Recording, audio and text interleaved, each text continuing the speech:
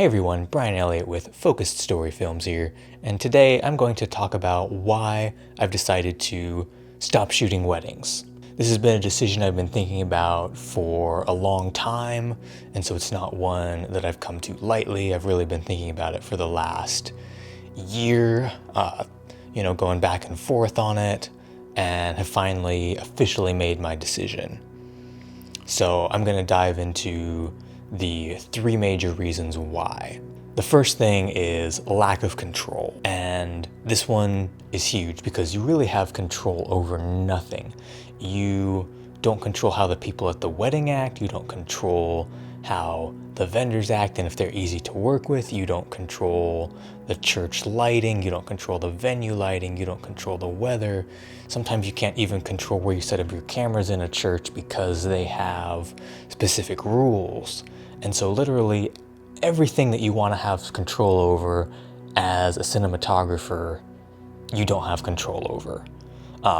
You basically just have control over your camera settings, and maybe you can set up lights in the reception venue, and that's pretty much the only thing you have control over for most of the day. Maybe during a sunset session, you can direct the couple a little bit, but by and large, you just don't have control, and you're expected to make something fantastic without being able to control anything. And the second reason is really the stress that all of that brings, because there's a lot of high expectations. You're expected to be able to deliver, what looks like your best work that maybe you've put on your website, or maybe the couple has seen somebody else's film and they want you to do something that beautiful, and then, you're in some little courthouse with terrible lighting and a rinky-dink old church, and you can't make it look great. And that brings a lot of anxiety to me personally. Some people are just like, well, it is what it is. I am somebody who always wants to make the best thing that they've ever made. And with weddings, that's just not possible. And so there's a lot of stress there. There's a lot of stress trying to get the audio. Sometimes there's stress trying to work with the vendors. There can be a lot of stress trying to negotiate and book couples. And all that stress has kind of worn on me over the years.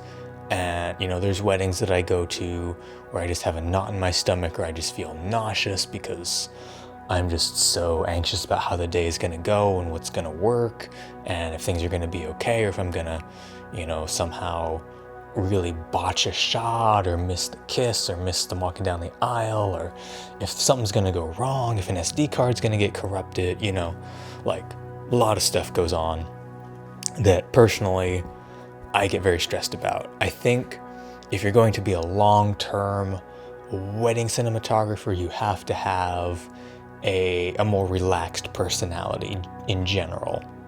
Not a lackadaisical, not caring personality, but a personality that can just kind of go with the flow and be super chill and, be fine with all of the hiccups and accept that not every wedding is going to be the most beautiful wedding you've ever shot. So that's not me, and so that's a big reason why I'm stepping out of the wedding industry, because I've especially realized over the last years I've done more of my own creative projects where I had complete control. I got to tell, the models what to wear. I got to direct them. I got to light things the way that I wanted to. I got to edit it the way that I wanted to. Shots I didn't like didn't go in the film. Shots that I did like did. And there was nobody to tell me, hey, why wasn't the shot of my grandma in there? And because it was lit really bad, but I want my grandma in there. There was none of that. I had control. And I saw the level of my work is like, holy cow, when did I suddenly get so good? And then it dawned on me, it's because I actually can control what I'm doing and make good decisions for the film. And you can't do that with weddings nearly as much. And so the final reason why I'm stepping back from weddings is scheduling. Obviously, weddings are always on a Friday, Saturday, or Sunday. So your weekend is taken up. A lot of times you are booking anywhere from 3 months to a year and a half out. Occasionally I'll book one that's like even more last minute than that, but usually it's 3 months to a year and a half, maybe 2 years, although at that point I probably wouldn't book if somebody's that far out.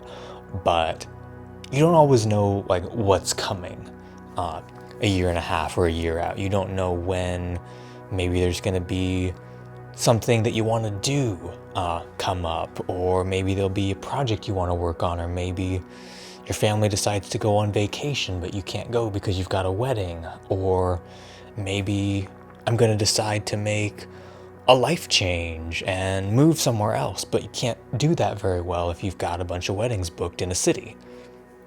So that's a lot of it, as well as particularly in Kansas City booking like winter weddings. You don't know, is it going to be snowing? Is there going to be ice everywhere? Or in the summer, are you going to hit a 100-degree day with an outdoor wedding and you're going to be sweating your balls off the entire day? You just don't know those things, and you can't plan ahead and be like, do I want to do this or do I not want to do this? So that's another reason that I'm getting out of weddings. Another reason that I'm leaving the wedding video industry is where I'm at in Kansas City.